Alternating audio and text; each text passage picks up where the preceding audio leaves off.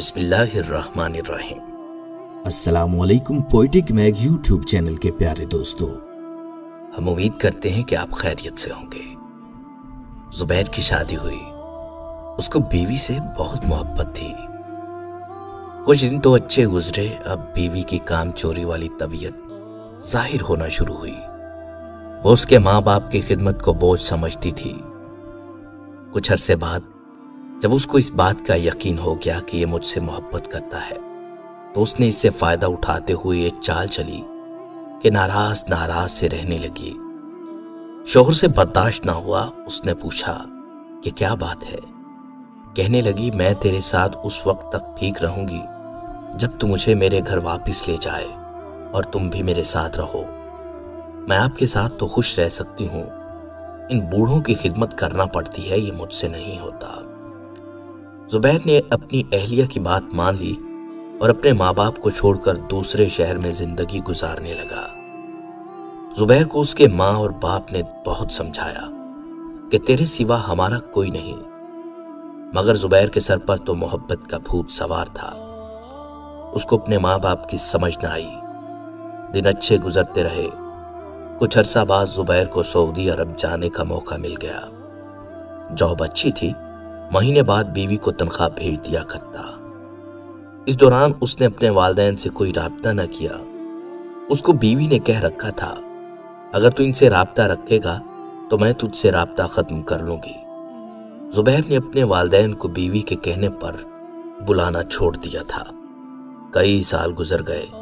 ایک مرتبہ یہ طواف کر رہا تھا، ایک بزرگ بھی طواف کر رہے تھے۔ طواف کے بعد یہ بزرگ کے پاس آیا اور کہنے لگا کہ میں نے یہاں آ کر 12 حج کیے، سینکڑوں عمرے کیے، لیکن میرے دل پر کوئی تالا لگا ہوا ہے، میرے دل پر کوئی ظلمت ہے، نہ عبادت کرنے کو جی چاہتا ہے نہ کسی اور کام کو۔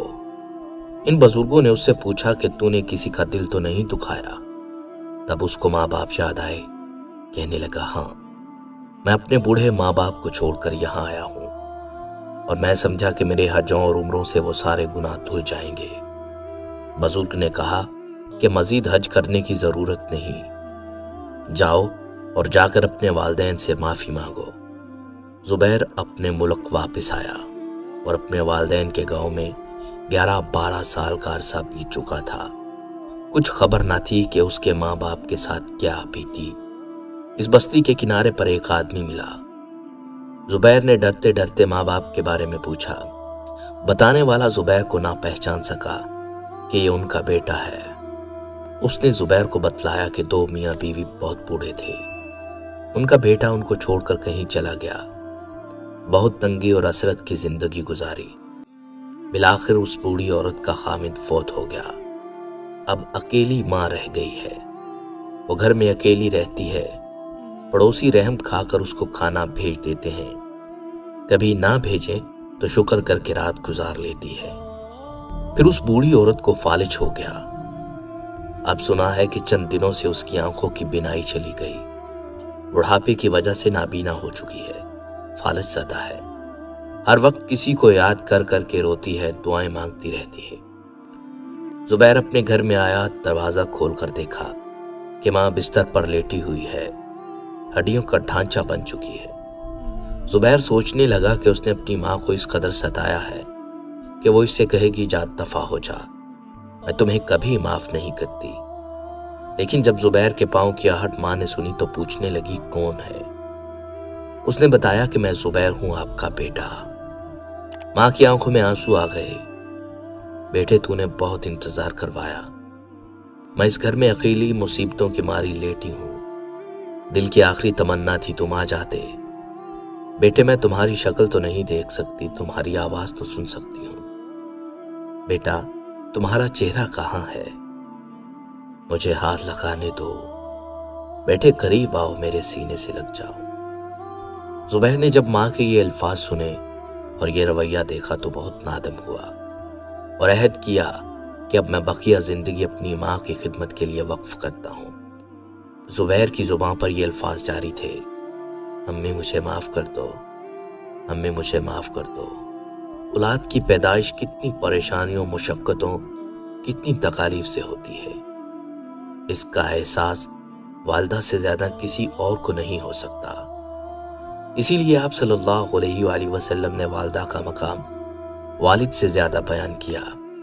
چنانچہ ایک صحابی رضی اللہ تعالیٰ عنہ آپ صلی اللہ علیہ وآلہ وسلم کی خدمت میں حاضر ہو کر سوال کرنے لگا کہ میرے سب سے زیادہ احسان کا کون مستحق ہے؟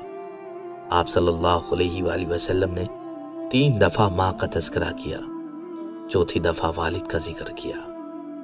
والدین در حقیقت انسان کے دنیا میں آنے کا ذریعہ ہوتے ہیں۔ انسان کا وجود والدین کی مرہون منت ہوتا ہے۔ اسی لیے اللہ تعالیٰ نے کئی مقامات پر والدین کے ساتھ حسن سلوک کا حکم دیا اور ان کے حقوق کی ادائیگی کی تلقین کی ہے۔